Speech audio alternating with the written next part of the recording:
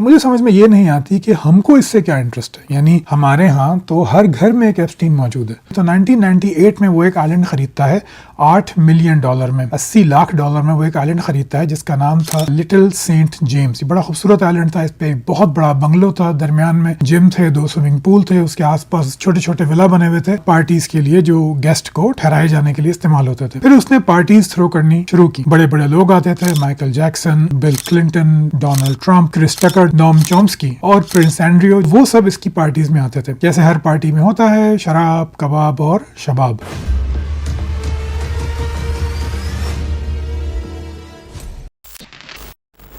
سلام دوستوں، امید ہے آپ سب لوگ بہت خیریت سے ہوں گے. آج کل ہر کوئی بات کر رہا ہے جیفری ایپسٹین فائلز کی. اس کو کفر و اسلام کی جنگ بنا دیا گیا ہے. تو جانیں گے یہ کہ اس کی کہانی کیا ہے، اس نے کیا کیا اور وہ پکڑا کب گیا، اور اس کی فائلز میں ایسا کیا ہے جس سے مسلمان اتنے زیادہ انٹرسٹڈ ہیں اس کے اندر. ساتھ میں آپ کو یہ بھی بتاؤں گا کہ ہمارے ملک پاکستان میں کیا صورتحال ہے ان گناہوں کو لے کے جس کے لیے جیفری ایپسٹین کو کئی سالوں سے مسلسل برا بھلا کہا جا رہا ہے. یہ کفر و اسلام کی جنگ نہیں ہے، یہ اسلام اور الحاد کا مقابلہ نہیں ہے، یہ 2 مذاہب کی نظریات کے اخلاقیات کا مسئلہ نہیں ہے، یہ ایک انسانی مسئلہ ہے. اس پہ بات کریں گے. تو پہلے شروع کرتے ہیں کہ جیفری ایپسٹین تھا کون. اس کے ماضی کے بارے میں بہت کم معلوم ہے. یہ ایک عام سا میتھ ٹیچر تھا، بچوں کو اسکول میں میتھمیٹکس پڑھاتا تھا. لیکن جس طرح زیادہ تر میتھ کے ماہرین ہوتے ہیں وہ مارکیٹ کو اسٹڈی کر سکتے ہیں، اسٹاکس کے الگورتھمس کو اسٹڈی کر سکتے ہیں، مارکیٹ ٹرینڈز کو اسٹڈی کر سکتے ہیں. تو اس نے ایسے ہی ایز اے سائیڈ ہسل یہ کام شروع کیا اور اس میں وہ بہت اچھا تھا. اس نے بہت زیادہ کنیکشنز بنا لیے لوگوں کے ساتھ جو امیر تھے، اس کو ان کا فائنینشیل ایڈوائزر بن گیا اور اسی طرح اس نے اپنی دولت بھی جمع کرنی شروع کی. فاسٹ فارورڈ کرتے ہیں آگے. تو 1998 میں وہ ایک آئلینڈ خریدتا ہے $8 ملین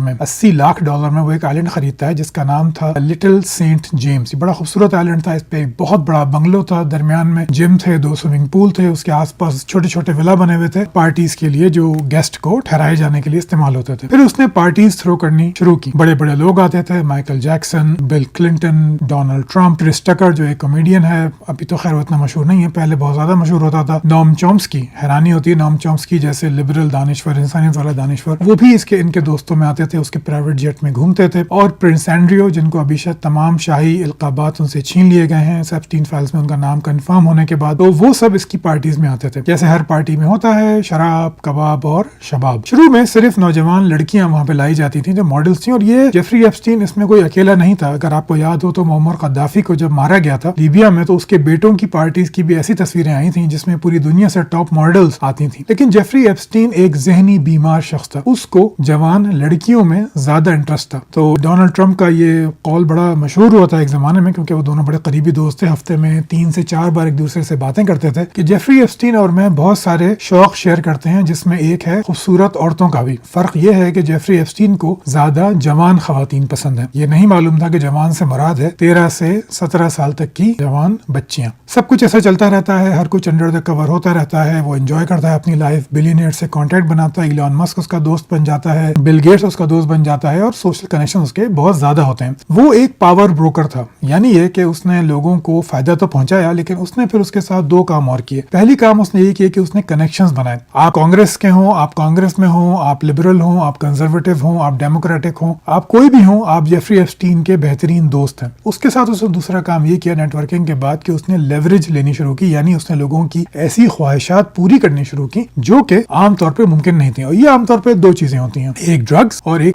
اس کے علاوہ امیر لوگ جو ہیں وہ ایسی چیزوں میں انڈلج ہوتے ہیں جو کھلے عام کر سکتے ہیں، لیکن یہ 2 چیزیں ایسی ہیں جس پہ معاشرے میں ان پہ اسٹگما لگتا ہے. تو فلم ایکٹرز ہوں، بلینئرز ہوں، ملینئرز ہوں، کھلاڑی ہوں، وہ سب ان 2 پرورژنز کا استعمال کرنے کے لیے ایسے لوگوں کی تلاش میں رہتے ہیں جو ان کو یہ چیزیں پرووائڈ کر سکے رازداری کے ساتھ. تو جیفری ایپسٹین ایک پاور بروکر بنا اس طرح کہ وہ سب کا بہترین دوست تھا، سب کے راز بھی جانتا تھا اور سب کی خواہشات بھی پوری کرتا تھا. پھر اس کا برا وقت کہاں سے شروع ہوتا ہے؟ اس کا برا وقت شروع ہوتا ہے 2005 میں، جب فلوریڈا میں ایک کپل اپنی بچی کو لے کر آتا ہے تھانے میں رپورٹ کرانے کے لیے. 14 سال کی بچی تھی وہ، جس کو یہ بتایا گیا تھا کہ اس کی ایک سہیلی نے اس کو کہا کہ اس کو ایک امیر آدمی کو بس مساج دینا ہے جس کے $200 ملیں گے. $200 کافی بڑی رقم ہوتی ہے، خاص طور پہ غریب گھرانے کے بچوں کے لیے یا عوام کے لیے بھی. وہاں پہ جیفری ایپسٹین اس سے ملتا ہے بس ایک تولیہ باندھے ہوئے اور اس کو मोलेस्ट करता है, उसके ऊपर जिनसी ज्यादती करता है। वो बच्ची अपने वालिदैन को बताती है और फिर वो वालिदैन पुलिस में रिपोर्ट लिखाते हैं। अब आप यहाँ से थोड़ा सा ये सोचिए कि पुलिस एक इतने अमीर और ताकतवर आदमी की इन्वेस्टिगेशन फौरन शुरू कर देती है। किसी आईजी को फोन नहीं जाता, किसी मिनिस्टर को फोन नहीं जाता, बड़ों से ऊपर के लोगों से इजाजत तलब नहीं की जाती और सीधा सीधा इन्वेस्टिगेशन शुरू कर दी जाती है, जो तकरीबन 8 से 1 साल तक जारी रहती है। उसमें 35 लड़कियां सामने आती हैं, सब 18 साल से कम उम्र, और सबका या ज्यादती करने वाला एक ही शख्स होता है, जेफरी एप्स्टीन। 2006 में एफबीआई को भी इसकी भनक मिल जाती है, वो भी इन्वेस्टिगेशन शुरू कर देती है। याद रहे ये वो शख्स है जो हर किसी को जानता है, जिसके पास हर किसी के राज हैं, लेकिन फिर भी एफबीआई ऑपरेशन लीप ईयर के नाम से इन्वेस्टिगेशन शुरू करती है और 35 विक्टिम्स का डेटा महफूज करके केस फाइल करती है। फिर उसको अरेस्ट कर लिया जाता है। यहाँ पे फिर उसके ताल्लुकात काम आते हैं। उसके ताल्लुकात होते हैं मियामी के अटॉर्नी जनरल अलेक्जेंडर अकोस्टा के साथ। तो अलेक्जेंडर अकोस्टा उसके लिए एक डील बनाते हैं कि देखो भाई, तुम पे इल्जाम तो लगा है इंटरनेशनल सेक्स ट्रैफिकिंग का, लेकिन अगर तुम सिर्फ माइनर के रेप के चार्जेस खुद से मान लो तो हम तुम्हें एक डील दे देंगे। मजे की बात यह कि अमेरिका में कानून की बालादस्ती है, उसके बावजूद भी ताकत और पैसा हर जगह कामयाब होता है। तो यहाँ भी अलेक्जेंडर अकोस्टा ने अपने बेहतरीन दोस्त की बहुत मदद की। अलेक्जेंडर अकोस्टा कोई नेक आदमी नहीं था, यानी वो दोस्ती में काम नहीं करते, हर किसी को अपना इंटरेस्ट होता है। तो ये अलेक्जेंडर अकोस्टा एप्स्टीन की मदद करते हैं और फिर ट्रम्प की पहली गवर्नमेंट 2016 में जो आई उसमें लेबर गवर्नर बना दिए जाते हैं ट्रम्प की तरफ से, क्योंकि ट्रम्प जो था वो भी एप्स्टीन का बेहतरीन दोस्त था, जैसे मैंने आपको पहले बताया। खैर, वापस आते हैं 2009 में, जब जेफरी एप्स्टीन को पकड़ा गया और सजा सुनाई गई, लेकिन ये सजा थी डील के बाद। जेफरी एप्स्टीन ने डील के अकॉर्डिंगली 2 रेप चार्जेस उसने एक्नॉलेज कर लिए। उसको सिर्फ 18 महीने की जेल हुई, और जेल भी वो क्या थी, वो था फ्लोरिडा का VIP अपार्टमेंट जेल। उसमें उसको 12 घंटे के लिए इजाजत थी हफ्ते में 6 दिन कि अपने लग्जरी ऑफिस में जाके वो गुजारे और जेल में आके बस वो सो जाए। उसके बाद भी सिर्फ 13 महीने के बाद उसको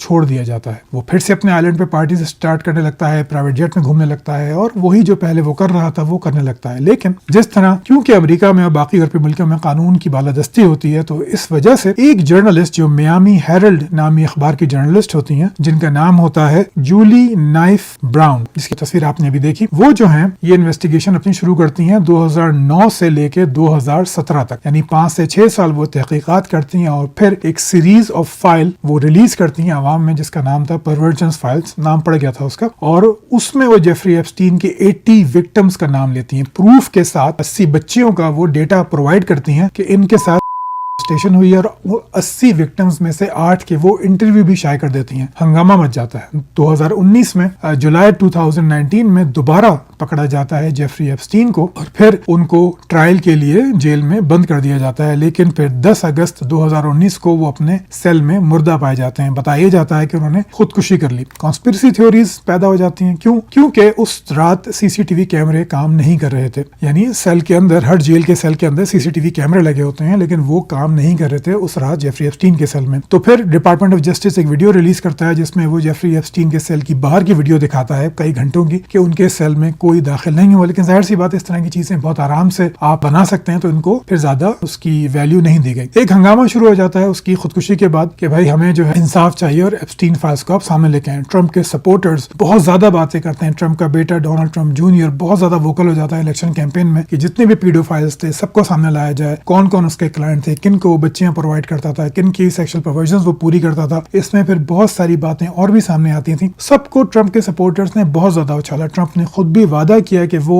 आकर इन फाइल्स को रिलीज कर देंगे, लेकिन जब वो पावर में आते हैं तो अपने वादे से आराम से मुकर जाते हैं, लेकिन फेस सेविंग के लिए बोलते मुसलसल रहते हैं। अवामी प्रेशर बढ़ता रहता है और वही ट्रम्प और इलॉन मस्क उनके साथी जो ये कहते थे इलेक्शन से पहले कि ये लिबरल गवर्नमेंट जो है ये एप्स्टीन फाइल्स कभी रिलीज नहीं करेगी, क्योंकि फिर जो कमाला हैरिस के जो सपोर्टर्स हैं बिलियनर्स, वो नंगे हो जाएंगे सबके सामने। अब ट्रम्प के सपोर्टर्स ने उसको बोलना शुरू कर दिया कि भाई अगर तुम इतना साफ हो तो सामने क्यों नहीं लाते आखिर। फिर पैम बॉन्डी जो कि अटॉर्नी जनरल थी ट्रम्प के अपॉइंटेड, वो वादे करती हैं कि जी मैं बिल्कुल लेकर आऊंगी। कैश पटेल जो FBI के चीफ हैं, वो भी ट्रम्प के ओपनली सपोर्टर हैं, वो भी इलेक्शन कैंपेन चला रहे थे अपनी सरकारी पोजीशन के बावजूद भी, और उनको कोई हाथ नहीं लगा सका कि ये एप्स्टीन फाइल्स हुकूमत खुद छुपा रही है। लेकिन जब हुकूमत उनकी आ गई तो उन्होंने दोबारा से आनाकानी करनी शुरू कर दी। आखिर में 2025 में एक लॉ पास होता है कि एप्स्टीन फाइल्स हुकूमत को हर हाल में रिलीज करनी है, और वो लॉ इतनी ज्यादा मेजोरिटी से सामने आता है कि वो हैरानी। अच्छा, यहाँ मैं आपको एक और हैरानी की बात बताऊं कि हमारे यहाँ ऐसा होता है कि जो हस्बे इख्तलाफ और जो हुकूमत के अरकान होते हैं उनको मालूम होता है कि उनको कहाँ वोट देना है, पार्टी उनको बता सकती है कि वो कहाँ वोट करें, और वो पाबंद होते हैं पार्टी मंशूर के हिसाब से। लेकिन अमेरिकन कांग्रेस में हर कांग्रेस मेंबर आजाद होता है, चाहे वो किसी भी पार्टी से बिलोंग करे, वो कैसे भी वोट कर सकता है। तो जब एप्स्टीन फाइल्स को खोलने की बात आई कि इसको आवाम में आप पेश करें, वो उसको कानून बनाने के लिए कांग्रेस में पेश किया गया, तो उसको 427 वर्सेस 1 427 वोट उसकी हिमायत में आए, जिसमें दोनों ट्रंप के सपोर्टर और हस्बे खिलाफ दोनों वाले मौजूद थे, डेमोक्रेट्स मौजूद थे और कंजर्वेटिव्स भी मौजूद थे। उन दोनों ने इसके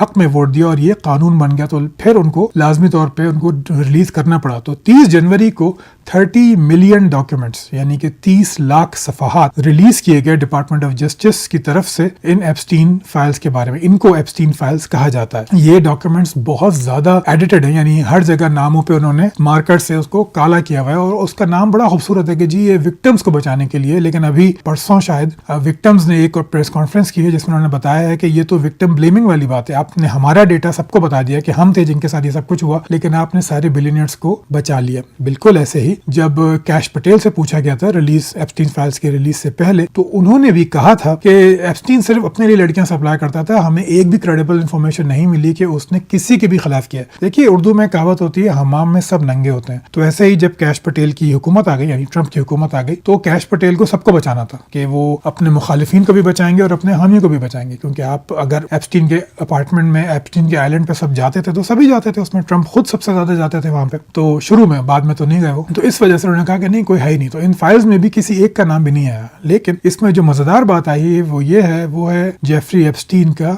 जूइश कनेक्शन। इसके बारे में बहुत कम मालूम है, लेकिन कई इसमें ईमेल्स रिलीज हुई हैं जिसमें वो ये कहा जा रहा है कि एप्स्टीन को मोसाद ने ट्रेन किया था, जबकि जो एक एहूद बारक जो एक प्राइम मिनिस्टर थे इसराइल के, वो उनके अपॉइंटेड स्पाई थे, उनके अपॉइंटेड जासूस थे जेफरी एप्स्टीन अमेरिकन गवर्नमेंट में। ये ज्यादातर कॉन्स्पिरेसी थ्योरी लगती है क्योंकि जूइश लॉबी ऑलरेडी बहुत ज्यादा ताकतवर है अमेरिका में। जब मैं आपको एक मिसाल दूं कि अमेरिका में जब डायस्पोरा हुआ था, यानी स्पेन में जब ईसाइयों ने कब्जा किया और मुसलमानों को भी मारा, यहूदियों को भी मारा, तो यहूदी बहुत ज्यादा ऑटोमन एम्पायर में आए। मैंने एक अपनी वीडियो में पहले भी बताया था कि जब ऑटोमन्स में आए तो तालीम की शरह उस वक्त यहूदियों में थी 99% मर्दों और औरतों में, जबकि उस्मानियों में सिर्फ मर्दों में तालीम की शरह थी 1%। तो वो शुरू से इंतहाई पढ़े लिखे हैं। जब वो अमेरिका आते हैं हॉलोकॉस्ट के बाद, पहली जंग अजीम और फिर हॉलोकॉस्ट के बाद, तो यहाँ पे यूनिवर्सिटीज ने कानून बनाए, स्पोर्ट्स कोटा शामिल किया यूनिवर्सिटीज ने, सिर्फ इसलिए कि जूइश बच्चों को रोका जा सके कि वो फिजिक्स, मैथमेटिक्स, इंजीनियरिंग, मेडिसिन इसमें ना आ सके या इसमें कम आए, क्योंकि जूइश जो है वो स्पोर्ट्स नहीं खेलते। म्यूनिख ओलंपिक्स के वाक़े के बाद वो स्पोर्ट्स में बिल्कुल भी नहीं आते, वो सिर्फ तालीम पर तवज्जो देते हैं। अमेरिका में बहुत ज्यादा स्ट्रांग है जूइश लॉबी, क्योंकि लॉयर्स, लॉ मेकर्स वो सारे यहूदी ही होते हैं। मैं आपको एक पर्सनल मिसाल बताऊं कि मेरी डॉक्टर साहिबा थी, जब मैं ट्रेनिंग में था, उनके 5 बच्चे थे, 4 बेटे 1 बेटी, पांचों के पांचों लॉयर्स थे और पांचों के पांचों लॉ मेकिंग में थे, और वो बिल्कुल स्ट्रिक्टली जूइश थी, उनके पास जूइश इसराइली पासपोर्ट भी था। तो ये लॉबी बहुत ही स्ट्रांग है। तो क्या वो वाकई मोसाद उनके साथ काम कर रही थी? एन मुमकिन है। तो इसमें एंटी ज़ायनिस्ट जो क्रिश्चियंस हैं वो बहुत ज्यादा आगे आ रहे हैं, इसको बहुत ज्यादा उछाल रहे हैं कि आप ये फाइल्स पढ़िए और ये देखिए कि किस तरह जेफरी एप्स्टीन जो था वो जूइश लॉबी के लिए काम कर रहा था। लेकिन ये सारी जो ईमेल्स हैं ये 2009-2010 की हैं, यानी ये बहुत पुरानी है। कितनी हकीकत है इसमें मैं नहीं जानता, क्या ये वाकई जूइश कॉन्स्पिरेसी है, मैं 100% नहीं हूँ, लेकिन जूइश कॉन्स्पिरेसी एक ओपन कॉन्स्पिरेसी है। सबको मालूम है कि हमारे जो यूएस के जो लॉ मेकर्स हैं, सेनेटर्स हैं, वो बहुत ज्यादा इसराइल के सपोर्टर हैं। इसराइल को अमेरिका सबसे ज्यादा इमदाद देता है हर साल, इसमें कोई ढकी छुपी डील नहीं है। अभी रिसेंटली कांग्रेस के अगेंस्ट जाके $7 बिलियन का, मुझे सही याद है, तो डोनाल्ड ट्रंप ने इसराइल को एक और हथियारों की डील दी। तो ये थी जेफरी एप्स्टीन की कहानी। अब आते हैं पाकिस्तान की तरफ कि मुझे समझ में ये नहीं आती कि हमको इससे क्या इंटरेस्ट है। यानी हमारे यहाँ तो हर घर में एक एप्स्टीन मौजूद है, हमारे मदारिस में, हमारे स्कूल्स में हजारों लाखों एप्स्टीन मौजूद है। क्योंकि देखिए एप्स्टीन ने किया क्या, जब वो स्कूल में बच्चों को मैथ पढ़ाता था तो उसने कुछ नहीं किया, उसने ये सब कुछ करना शुरू किया। उसके पास जब 2 चीजें आ गई, एक पैसा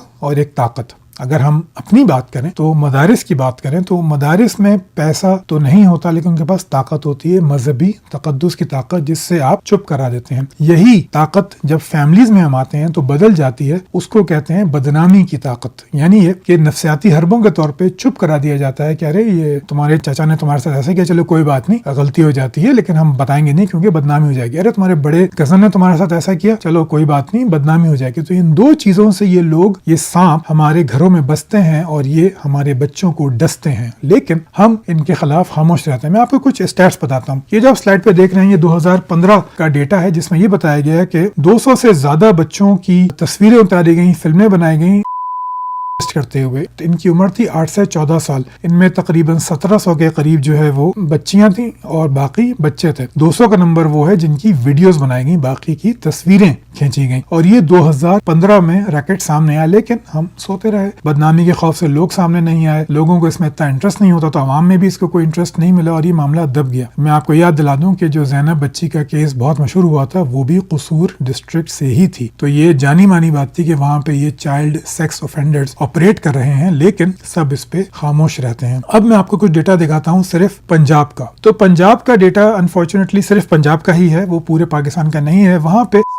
یعنی جنسی درندگی کے الزامات میں جو کنوکشن ریٹ ہے، یعنی ان پہ جو سزا دی جاتی ہے، وہ ہے 3.6%. یہ 2022 کا ڈیٹا ہے کہ جو پنجاب میں یہ کیسز جمع کیے گئے پچھلے سال 8 سے 10 سالوں کے، تو اس میں سامنے یہ آیا کہ صرف 3.6% کیسز میں سزا ہوتی ہے. تقریباً 10% کمپلینٹس جو ہیں وہ وڈرا کروا لی جاتی ہیں، یعنی اس کو جو کمپلینٹس کرنے والے ہوتے ہیں، جو جن پہ ظلم ہوتا ہے بچی پہ اور ان کے گھر والوں پہ. اچھا، یہ میں صرف بچیوں کی بات کر رہا ہوں، اس میں لڑکوں کی بات میں نہیں کر رہا. ان کو جب وہ ریپ کے کمپلینٹ ہوتی ہیں تو تقریباً 10% کمپلینٹس وڈرا کروا لی جاتی ہیں. اور اس وڈرال میں سب سے امپورٹنٹ رول ہوتا ہے پولیس کا. یہ ہم کچھ بھی کہیں لیکن ہماری پولیس جو ہے شاید اس سے کرپٹ پتہ نہیں کون ہوگا، لیکن بہرحال 10% کیسز میں جو وڈرال ہوتی ہے اس میں سب سے بڑا رول ہوتا ہے پولیس کا، کہ وہ وکٹم کو یہ بتاتی ہے کہ ارے بھائی تمہارے لیے ثبوت تو ہے ہی نہیں، ڈی این اے میں تو یہ آیا نہیں ہے، ڈی این اے تو یہ ہو جائے گا اور بدنامی ہوگی، کورٹ کچہری ہوگی، چھوٹے بچے ہیں تمہارے اور بیٹیاں موجود ہیں، ان کی شادی کیسے ہوگی، تمہاری نوکری کا کیا ہوگا، یہ طاقتور لوگ ہیں وغیرہ وغیرہ. تو پولیس خود وکٹمس کو تھریٹ کرتی ہے کہ وہ اپنی کمپلینٹ نکال لیں. تو 2022 میں پنجاب میں 227 کیسز سامنے آتے ہیں. اوور آل اگر ہم پچھلے کئی سالوں کا ڈیٹا لیں تو صرف 39 انڈیویجولس کو سزا ہوتی ہے ان کیسز میں. وہ بھی سزا بہت کم ہوتی ہے، ان کو نکال لیا جاتا ہے. یہاں پہ ایک اور میں آپ کو بات بتا دوں کہ ہمارا جو پاکستان پینل کوڈ ہے اس میں اس کے لیے جو گواہوں کی جو باقی چیزیں وہ اسلامی نہیں ہے لیکن وہ کافی سخت ہیں، وہ آسان نہیں ہے. یعنی عام طور پر ریپ کے بارے میں یہ کہا جاتا ہے کہ اگر اکیوز ہے تو اکیوز کی ٹیسٹیمنی اگر قابل اعتماد معلوم ہوتی ہے تو آپ اس ملزم کو گرفتار کر سکتے ہیں. یہ قانون ابھی بالکل سپریم کورٹ نے پاس کیا ہے، شاید 1 سال 1.5 سال پہلے. اس سے پہلے ایسا قانون نہیں تھا، تو 2022 تک یہ قانون نہیں تھا، تو جو ہے وہ کیسز میں پھر کنوکشن نہیں ہوتی. اگر صرف میں بات کروں 2000 سے 2022 تک کے ڈیٹا کی تو تقریباً 1100 کیسز آئے. اس میں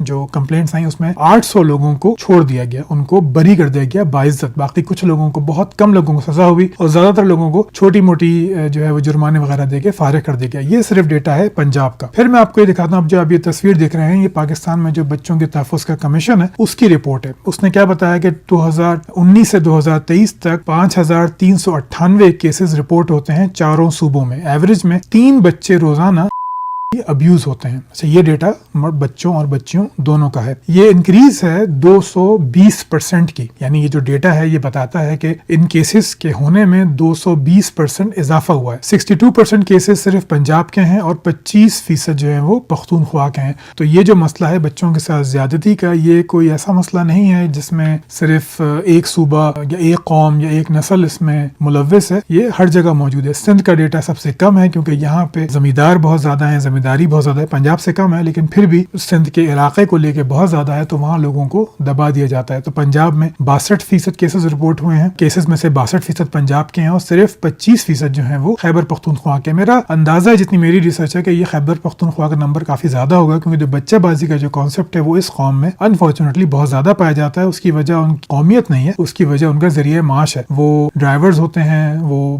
مزدور ہوتے ہیں، جسمانی طور پہ جفاکہ زیادہ ہوتے ہیں تو وہ مزدور ہوتے ہیں، تو ان کے ہاں یہ بہت زیادہ کلچر ہے اس کو پروموٹ بھی کیا جاتا ہے. اگر آپ اسلام میں اغلام اور بچہ بازی پہ جو ویڈیو موجود ہے اس میں دیکھیں تو میں نے کافی تفصیل سے اس میں بتایا ہے کہ افغانستان اور پشاور اور خیبر پختونخوا میں یہ کارروائی کس طرح کی جاتی ہے. اب آخر میں جانے سے پہلے میں کچھ ہی باتیں یہ کہنا چاہوں گا کہ دیکھیے اس میں یہ نہیں کہہ رہا کہ یہ صرف مدارس ہیں، مدارس بھی ہیں، جیسے آپ تصویریں دیکھ سکتے ہیں کہ سارے مولوی ہیں جو یہ غلیظ کام کر رہے ہیں، تو اس کا ایک تعلق اسلام سے نہیں ہے. مطلب ہم جو یہ کہتے ہیں کہ جی آپ پردہ نافذ کیجیے تو زنا کم ہو جائے گا، ارے بھائی تم جیسے لوگ جو قرآن و حدیث پڑھاتے ہیں، جب تم سے اپنی اشتہا کنٹرول نہیں ہوتی تو صرف پردہ کرنے سے دوسروں کی اشتہا کیسے کنٹرول ہو جائے گی؟ تو یہ احمقانہ بات. لیکن جو بات میں آپ کی خاص طور پر توجہ دلانا چاہتا ہوں وہ ہے ہماری بے حسی. ہم اتنی کمینی اور لعنتی قوم ہے کہ بے جان کتاب یعنی قرآن مجید، اس کا ایک صفحہ جل جائے تو ہم بندہ جلا دیتے ہیں، ہم اس کی لاش باندھ کے گھماتے ہیں موٹر سائیکل سے، اور پھر اگر کوئی توہین رسالت کا مجرم ہو جائے، وہ ملزم ہو بھی، کچھ ثابت بھی نہیں ہوا، اس کو بھی ہم تھانہ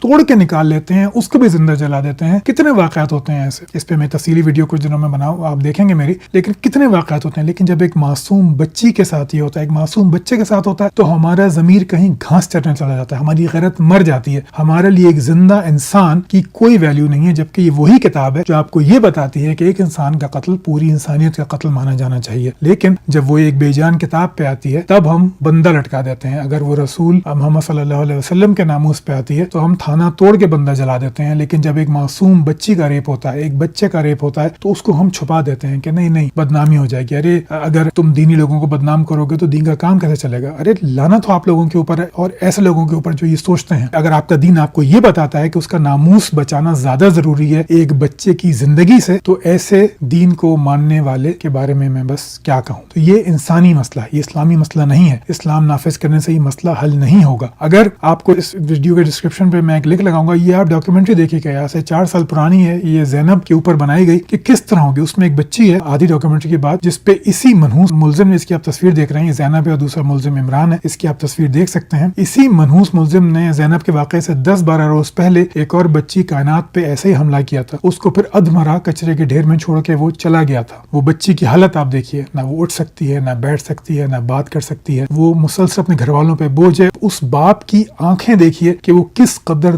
دکھ میں ہے، کس قدر دکھ اس کو روزانہ جھیلنا پڑا ہے صرف اس لیے کہ اس کے ساتھ یہ ہوا اور ہم سب خاموش رہے. اور بھی اس میں کچھ کیسز بتائے گئے ہیں، اور پھر ایک ویڈیو کی کلپ میں لگاؤں گا اس کے آخر میں، وہ بھی دیکھیے گا، جس میں اس کا باپ بتا رہا ہے کہ اس کو اطمینان ہے کہ مجرم کو سزا مل گئی. آخرت کی سزا کا ویٹ مت کیجیے. آپ کے آس پاس ایسا جرم ہوتا ہے تو اس بندے کو سامنے لائیے، اس کو ماریے، پیٹیے، جو چاہے کیجیے. میں کھلے عام کہہ رہا ہوں، اگر آپ کو کسی بچے کی ساتھ ایسا معلوم ہوتا ہے تو قانون اپنے ہاتھ میں لیجیے. جب تک آپ قانون اپنے ہاتھ میں نہیں لیں گے تب تک قانون بنے گا بھی نہیں. یہ زینب ایکٹ بنایا گیا زینب کے واقعے کے بعد، اس پہ عمل ہوتا ہے. ایک ہاٹ لائن ہے، ایک واٹس ایپ گروپ ہے. تو ان کے زینب کے والد کا بیان یہ ہے کہ روزانہ تقریباً 8 کیسز رپورٹ ہوتے ہیں اس واٹس ایپ گروپ پہ، جس پہ بچیوں کو سیکشول جنسی درندگی کے لیے جو ہے وہ اٹھایا گیا اور ان کے ساتھ یہ معاملہ ہوا. لیکن جیسے میں نے پہلے بتایا کہ اس میں نہ کوئی پکڑا جاتا ہے، نہ کسی کو سزا ہوتی ہے. تو جیفری ایپسٹین کے کیس کو آپ چھوڑ دیجئے، آپ کے اپنے اندر شاید ایک ایپسٹین چھپا ہوا ہو، اس کو ماریے. آپ کے خاندان میں آپ کے بچہ جس مدرسے میں جاتا ہے اس میں، آپ کا بچہ جس اسکول میں جاتا ہے اس میں یہ ایپسٹین چھپے ہوئے ہیں. ان کو پکڑیے، ان کو ڈھونڈیے، ان کو نکالیے اور ان کے اوپر جلوس نکالیے. ایک کتاب کے صفحے پہ یا ایک ناموس کے اوپر، ایک نبی کے ناموس کے اوپر جو ہے آپ جلد سے جلوس مت کیجئے یا اس میں قانون کو فالو کیجئے. اس سے زیادہ ایک زندہ انسان کی اہمیت زیادہ. یقین کیجئے اگر محمد صلی اللہ علیہ وسلم زندہ ہوتے تو وہ بھی آپ کو یہی کہتے